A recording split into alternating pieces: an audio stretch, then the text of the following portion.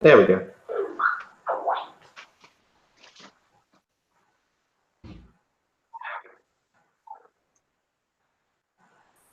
Boop. Hey guys, so welcome to a scene for Changeling the Dreaming in Dublin. And today this scene it's set in a little workshop in a small bridal boutique. By no means so, on the main shopping streets where you'll see sort of artists and fashion in sort of an off alley.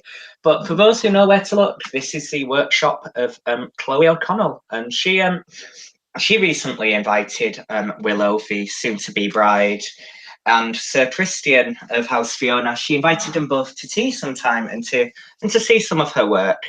And for Chloe, as for most Boggans, she's keeping busy. She's not sitting down. She's been spending most of the day running around doing fittings, doing alterations, making sure all the brides have had enough tea, making sure everyone's relaxed and feeling welcome. So she finally has a moment after spending the entire morning doing that just to herself to do some lace work. And that's when she'll probably hear a little knock at the door or something. Depends how you guys want to come in. I mean, if you want to kick the door in, do feel free, but you know.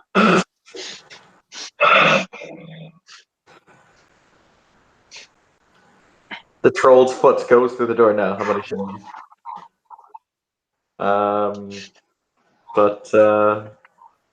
Yeah. So outside, Voidfrost's chauffeur-driven car will pull up.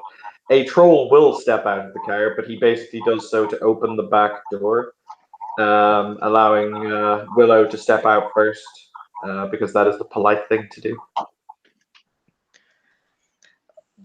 Yeah, Willow will step out.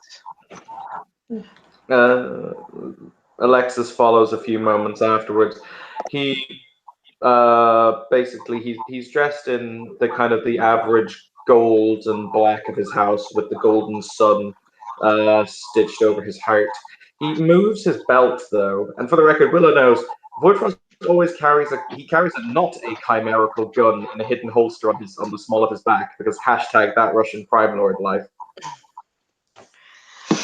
Oh boy. Yeah. Willow notices that, but just doesn't say anything about it. Just looks away. She's dressed all in white, actually. So she and Voidfrost are definitely a contrast. Yeah, she'll actually try and act as as well as she can. So she will wait for anyone else actually kind of to open the door so that she can go inside. Voidfrost basically what he does is he extends his arm for Willow to take his arm. Mm-hmm. And he will look behind him to the troll and he'll say a sentence in Russian, which is basically the equivalent to "Go and park the car. I'll text you when you can. I'll text you when I need you." The large burly knight nods his head before stepping inside, and Boyfriend raps 3 times on the door to the bridal shop with his cane. So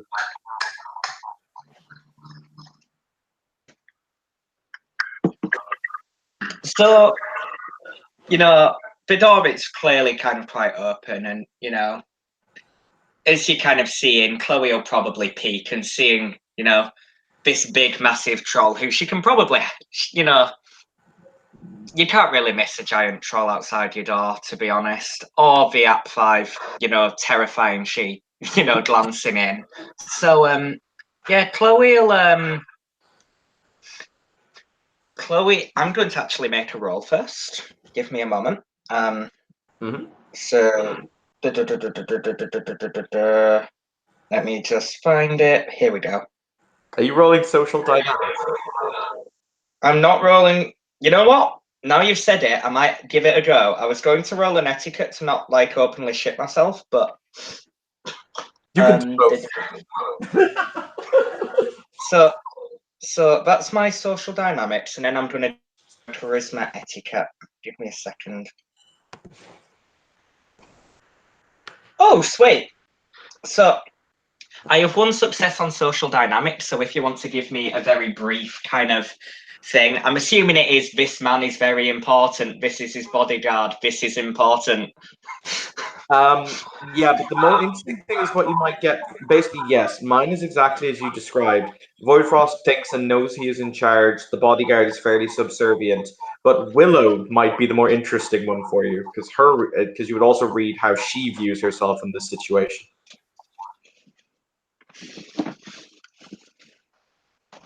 So now I need to think. God damn it. I mean, I only got one success, so just give me the basics, to be honest. Yeah,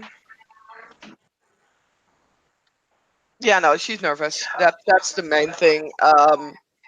Since she's trying to work on her etiquette and responding in an appropriate manner to everything. And then there is the fact that she's going to a bridal shop, and there's Voidfrost with a gun.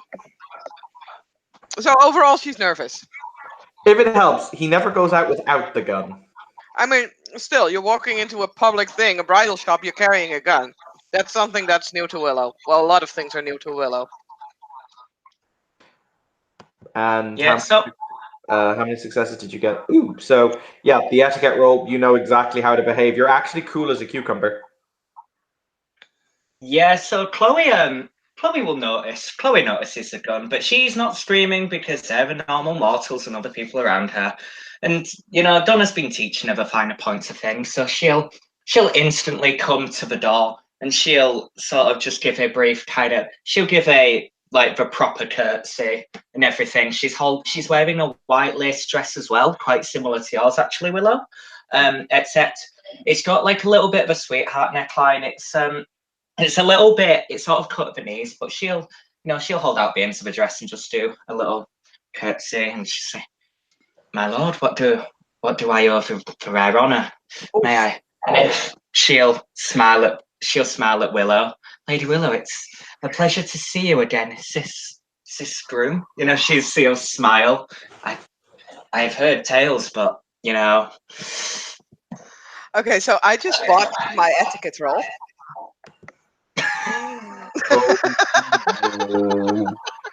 God damn it. Oh no. So, let's see. You know what? No, I got this. Okay. In your eagerness to curtsy, particularly because we're at a bridal shop with a seamstress, this could be quite funny. You split your dress. You basically cause it to rip at the knee, right the way up, as you go to bow, or as you go to curtsy. Or there we go. That'll be the one. That's fine. Christian walks up along the street, seeing familiar faces gathered by the address he was heading towards. Walks up about 6 feet from Voidfrost, Willow, and Chloe, with a very passive expression on his face and an uncharacteristic coolness in his big sapphire eyes. His eyes focus on Willow, and then he makes a expression of vague distaste.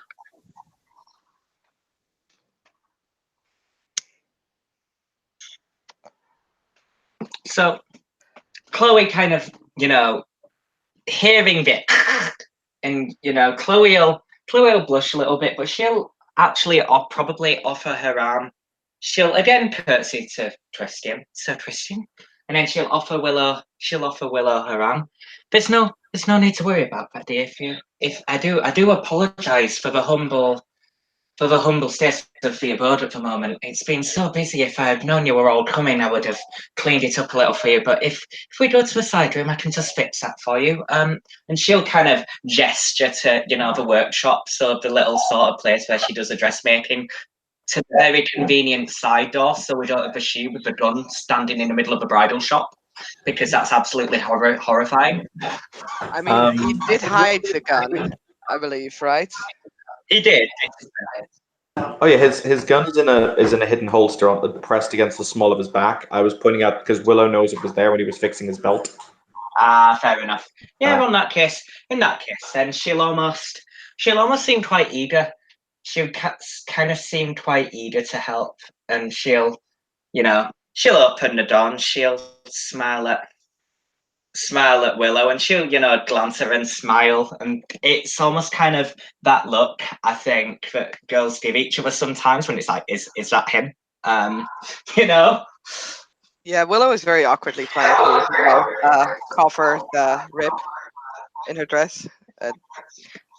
It's okay. It's okay. It's just a little tear in the hem. I can sort that out. Please, take a seat. And she'll open the door to the dress room, and there's a few dresses on body forms, including a very nice dress that seems absolutely brand new. It seems a little out of place actually, because most of these are very traditional bridal gowns, but this one, it's a little bit, it's kind of like a 50s style mishmash with like, it's got a sheer little back, and it's got some tulle and lace, and it's quite a simple light dress. That's sort of the main dress that's there. But, there's a table with several seats, and there's also a little kettle in the corner, and she'll just smile, and she'll sort of she'll curtsy again, and she'll gesture towards the chairs if anyone would like to sit there. Would anyone like any tea? And she's sort of picking up her needle and thread, and she's doing 5 things at once.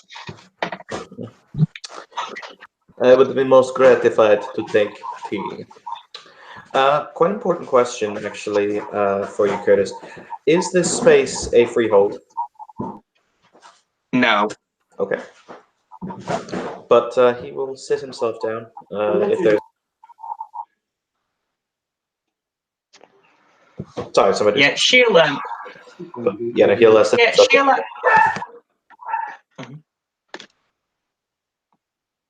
Yeah, well, in that case, what she'll do is she'll get out, like, she has a teapot and some teacups, and she has some quite fine, delicate china. It's perhaps not to the level you may be used to, but it's quite nice. And she takes the time to make a good cup of tea, which she does, and she'll serve serve you all. So she'll again put the teapot on and then gently serve the cups, and she'll do it by rank. She knows what she's doing vaguely.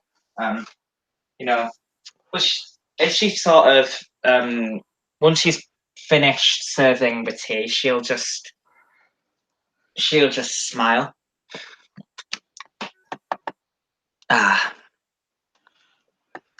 Now, before I fix your hem, is there anything else you require to be comfortable? Voidfrost, for the record, he drinks his tea in a rather odd way, and he'll have said this. He basically squeezes lemon into the tea, and he doesn't drink it with milk on the side of it. That's also called Russian-style tea. Fun fact. Like an Earl Grey. Mm-hmm. But he will take a sip from the tea, and he will say, "I am quite comfortable. Thank you for asking. Your name is Chloe, the..." Yes, that is correct, Baron Voidfrost. What is your second name? She kind of stands a little bit, but she'll just glance at him shyly. Chloe O'Connell, Excellency. You'll see him remove a small black book from inside of his coat and a pen, and he makes a note in the book before he puts it back in. Please, if you would not mind seeing to my darling fiance's foible, I would be most appreciative. Of course, my lord. And then she'll just kind of smile at Willow, and she'll start like sewing it up. I'm assuming it's quite a simple repair, to be honest. So I won't roll for it. But yeah, she's quite dexterous, as she's very, very gently. Her hands, she's got quite like a lot of Bodden, she's got quite sort of hands that are used to work, but at the same time, she's incredibly dexterous, and her touch is all quite gentle, actually, Willow, as she gently takes your dress and she starts to just, sew the seam up. Yeah, Willow is just standing awkwardly, waiting for Chloe to be done. Their eyes are basically like on the ground, but yeah, she's looking very, very, very awkward. She'll just give her a little smile. Oh, well, I'm grateful. I'm grateful you accepted my invitation. It's an honor to bring the Baron as well. She'll just smile. And then she's sewing this dress up very, very quickly. Please have a sip. Have The a head of sip my of the tea. household, It's- Mistress Natalia, informed me that you were one of two suitable. What would the correct word be in English? Two suitable parties for the making of my dear Willow's wedding dress. And that is why I am here, in order to judge the quality of your work. She'll nod and she'll smile. Oh, that's word gets out word gets out fast around here. That's a massive compliment. I'll have to thank her sometime. And she'll blush at that, actually.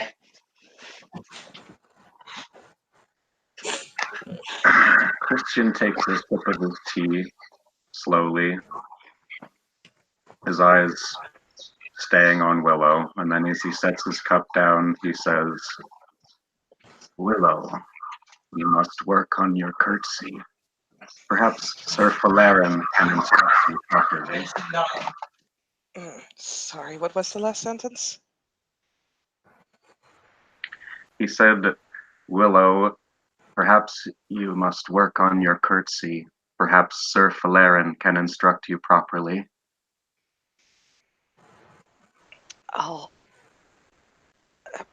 Thank you, Sir Christian. I'll make another appointment with him. I apologize for the inconvenience.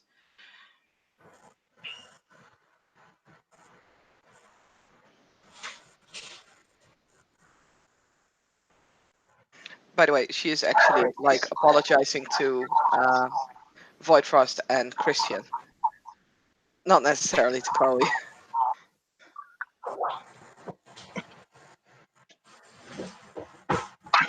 Christian just nods at the acceptance of your failure and then has another sip of tea.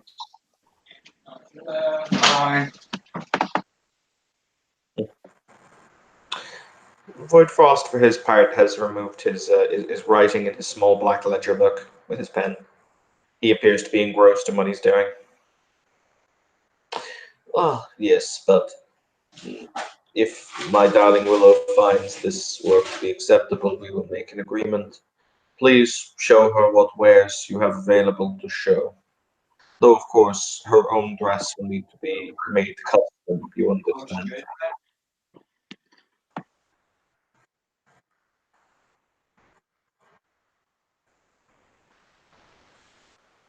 Nope. Curtis has been summoned elsewhere.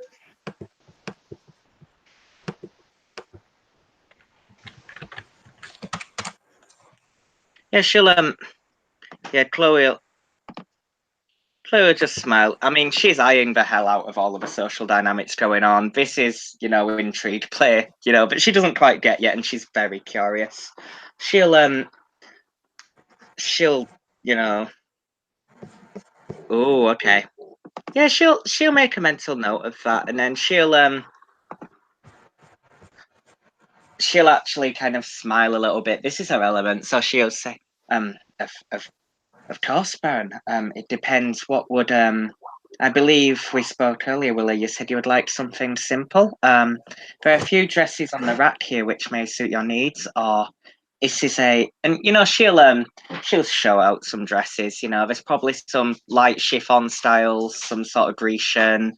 There's probably a couple of mermaids, but the ones she's showing, the embroidery and everything is exquisite, but it's not bling in your face flashy. That's not the sort of thing she's showing. And the dress form, and she's kind of excitedly running around as she's showing every dress. And this is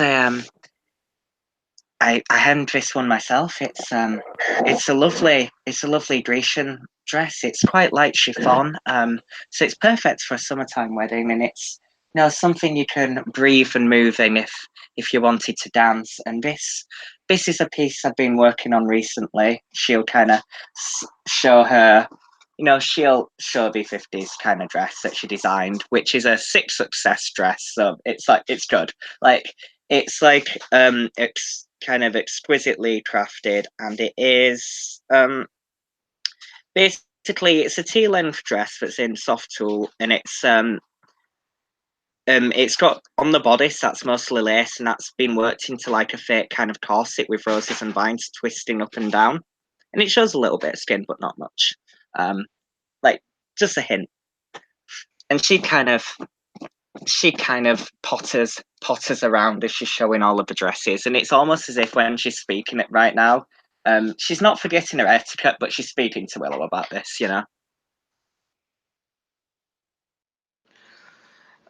Yeah, Willow is looking through the like through everything that she shows. She seems to be a little bit hesitant about saying yes to the dress, basically.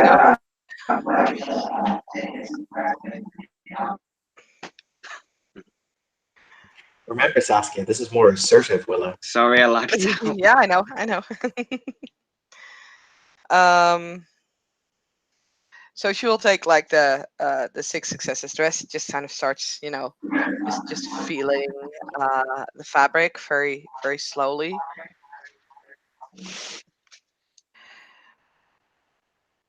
She'll smile at that, and she'll just go ahead. I was wondering, what were you thinking about when you made this one?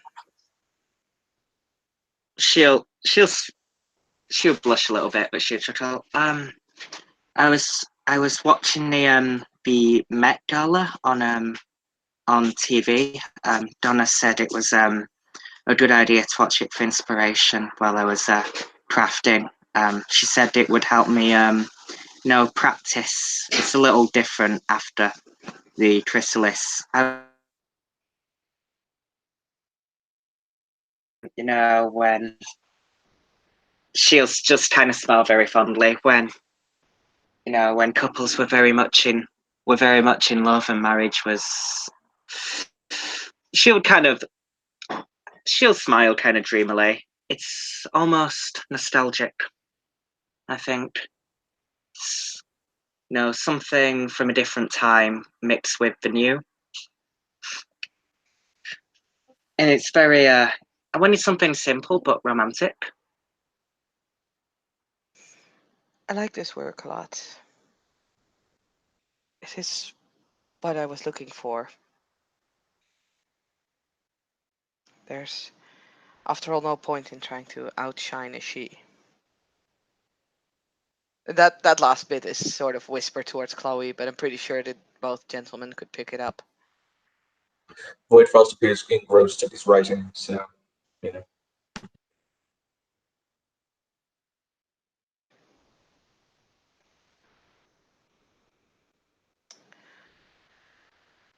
I take it I would need to fit it, right?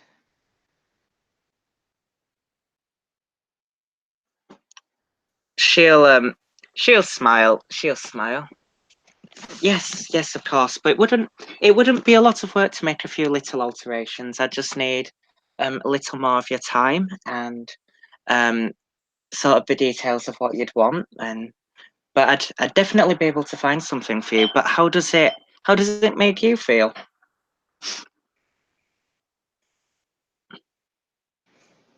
There's a almost naughty smile on Willow's face. That's maybe the wrong word, but let's go with it. And she'll really lean into Chloe this time and says, "It looks like I'm not trying to outshine a she, but I will still outshine everyone. She'll smile happily at that. Well, that's what's important. It's your day. If it makes you feel like that, then it's the right dress. She'll say with a little hop. Baron, may I ask out of curiosity, who was the other dressmaker proposed? I may know their work. Without looking up from without looking up from the notes that he's taking, Void Frost will say, "I don't actually know. I was merely told that you were the local one, and in order to go to the other one, we would have to leave the city proper, going south in order to find them. So we came here first."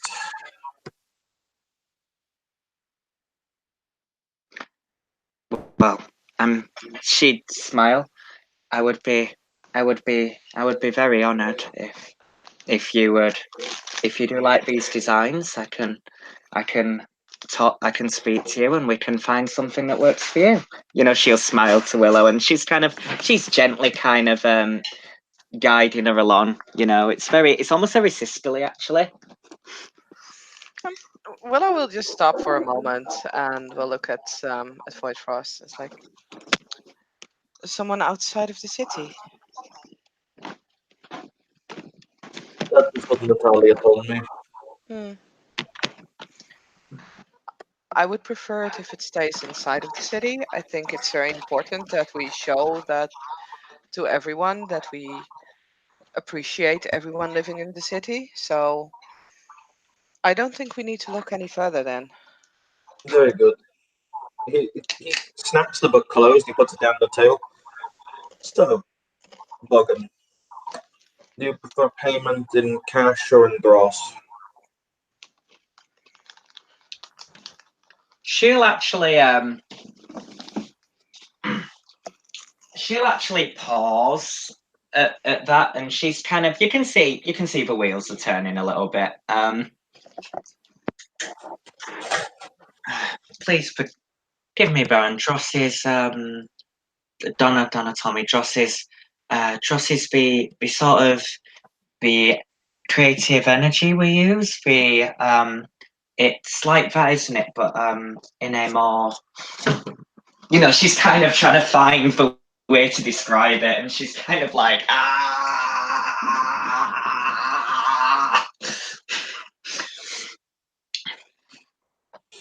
I can also pay you in a mixture of both if you prefer. She'll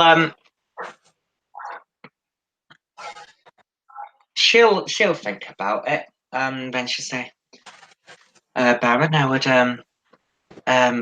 some money would certainly help me in terms of gathering the required materials I would need to make the dress. But if you did wish to pay me in dross as well, if that would be easy, I would be most happy for that as well. And really, the honour of making a dress itself is the biggest gift you can give me. You know, she'll smile at Willow at that. Especially the idea of keeping it. Mm-hmm. He reaches into his coat very casually, and he withdraws about, you would say, 10,000 euro in small bills that are bound up in a bank binder, and casually throws it onto the table, along with a small bag.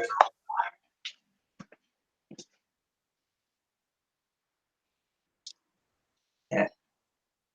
You know, she'll look at the money and she'll look at the little pouch as well. And she'll just glance at him and just smile. May I? By all means. Yeah, she'll pick up the little pouch that has the dross in it, and she'll open it, and she wants to see what it looks like. There's what's a reasonable number? There's 10 dross in that bag. They look like small crystals, roughly about the size of your thumb. Very kind of ovular shaped and smooth. So like little gemstones. Yeah. She'll smile. And can I make another social mechanics roll, if that's okay?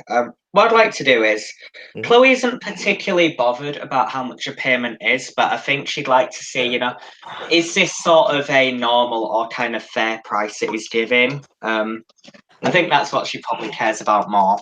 Yeah, by all means, roll your social time. Obviously, you, Curtis, probably know how, like, in terms of raw cash, how much wedding dresses are worth nowadays. I don't. I think that 10,000 euro is a decent amount. I mean, 10,000. I mean, converting in terms of converting currency, but yeah, wedding dresses can be depending on the dress. I think 10,000 euros is actually quite a lot. So 1, 2, 3, 4, 5 successes for me, I think. And let me just quickly look something up. Yeah. So it is a very generous amount, to be fair. From what I understand. From the perspective of rolling your social dynamics on Voidfrost, the what he's thrown down on the table is, to him, not a lot. Briary, it doesn't, like, it hasn't financially strained him. He doesn't seem to care about it. But you also don't sense he's cheating you. So, like, essentially, from his perspective, it's a fair price. He's not actively cheating you. And from an out of character perspective, if you check that, like, obviously you know how much dresses sell for, so the cash part is definitely right. The dross part, I mean, it's 10 dross. That's actually a decent amount of dross. Yeah. Well, yeah, I think, like I said, in terms of Chloe, she's just trying to get the general ambience of the room. How's Willow feeling? How's Christian doing? He's been quite quiet. But yeah, on that note, she'll just glance at Baron Voidfrost and like, thank you, Baron.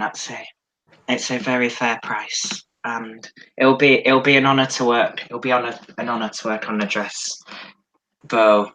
It'll be a challenge to make a dress as lovely as you are, Lady Willow. She'll kind of smile, she'll smile gently. Thank you, Chloe, but not late. Christian has been quiet. In fact, he's been trying somewhat to keep quiet, but eventually he'll just set his teacup down and say to Chloe, I should think the honor of making such a dress as worn by the Baron's wife at his wedding, his bride, would be sufficient payment. She'll cozy. She'll nod at that. And you can tell she agrees. Of course, Sir Christian. I meant no offence. I just wanted to say the Baron is very generous. Yes, and I promise she'll smile. It will be the dress everyone talks about. I can start work immediately as soon as you leave. She'll just smile kind of happily, and she's kind of already dreamily thinking of what she's making.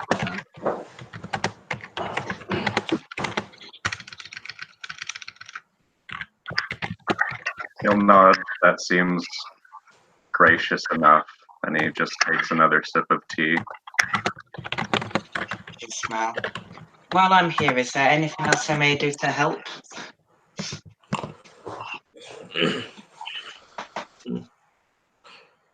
He will reach into his pocket and he will, basically what he'll do is he won't withdraw another bag, but you see him counting something in his pocket, and he drops 3 more dross jewels onto the 3 more dross jewels onto the table in front of him, and he'll say, that will also buy your services for the day of the wedding, should there be anything needed to be hemmed, sewed, repaired, etc. That is agreeable, though. Again, Baron, it will be a great honour to be invited to such a momentous occasion. I'd be more than happy to help as much as I can on a big day with any sewing or dress related problems.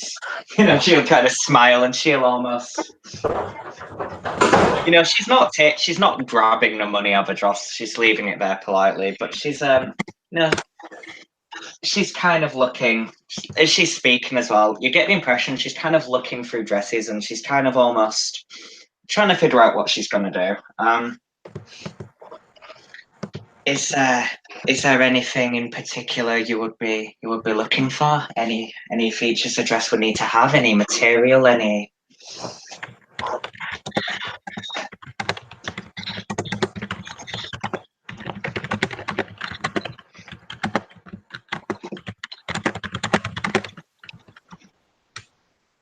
Well, as far as I'm concerned, I am fully ready to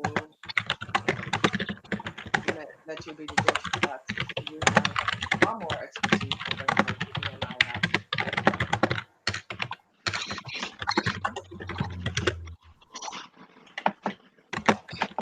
I'm sorry, Saskia. Would you just be able to repeat that a bit louder? Sorry.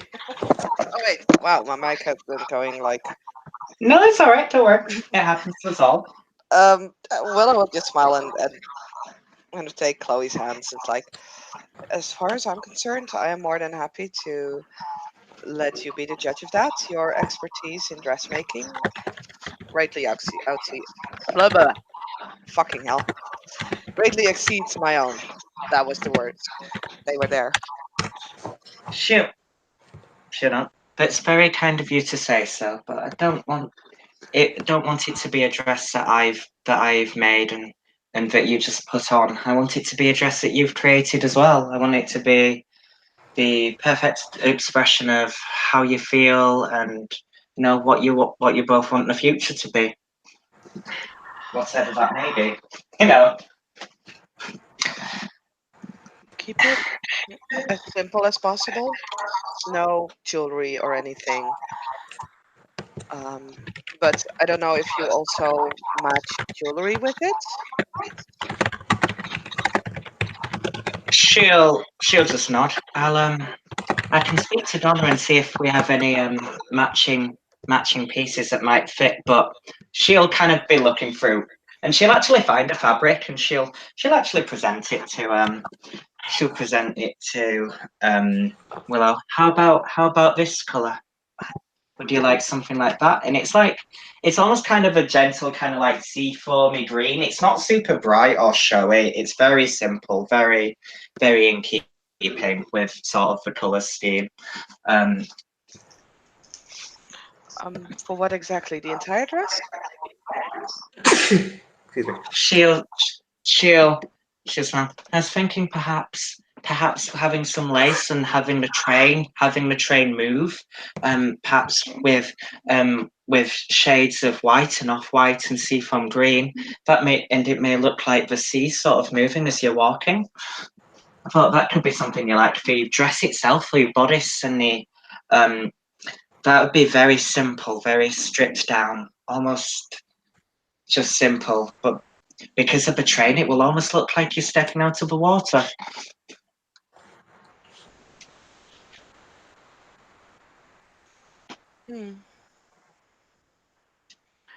I don't want too much color in it.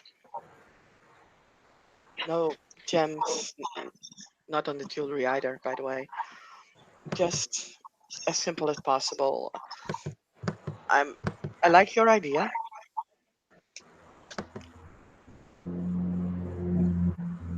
She'll nod. Something simple, something with movement, but not too adorned, not too heavy, not too something effortless. And she kind of she starts kind of she's actually sketching out at this point. Probably she's trying to sketch kind of rough sketches of what she thinks the dress might look like.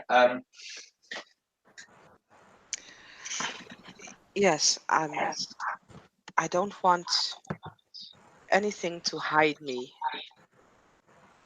No extensive jewelry, puffy lace. all the kind of things that just makes me think that people want to hide something. I have nothing to hide.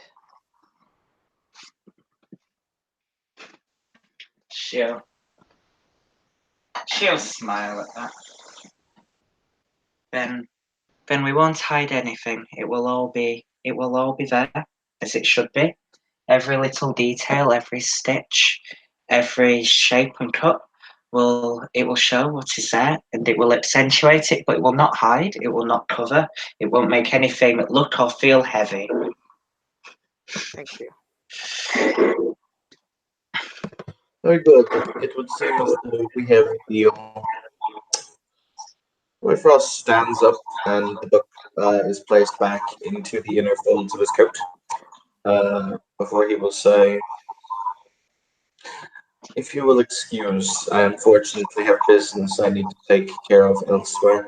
I assume that my fiancée will need to stay to be fitted for this dress. Or sizes will need to be taken. I have not tried this works." She'll smile, kind of. She'll have a little half smile. She'll know. Yes, and if that is okay, I can take her measurements now. And if she'll smile and nod at that. In that case, he will look at Willow and he'll say, "Just text Igor when it is you wish to return, and he'll come and collect you, da, I can go by foot. if you wish." Yes, I do. Very well then. This also goes out of character. Evan has to go, and I'm hosting the hangout, so I do apologize. But if everyone is sanguine with that, we can do a little outro. So thank you, players, for playing. Thank you, watchers, for watching. This has been another Scene in Darkness in Dublin. Have a pleasant evening.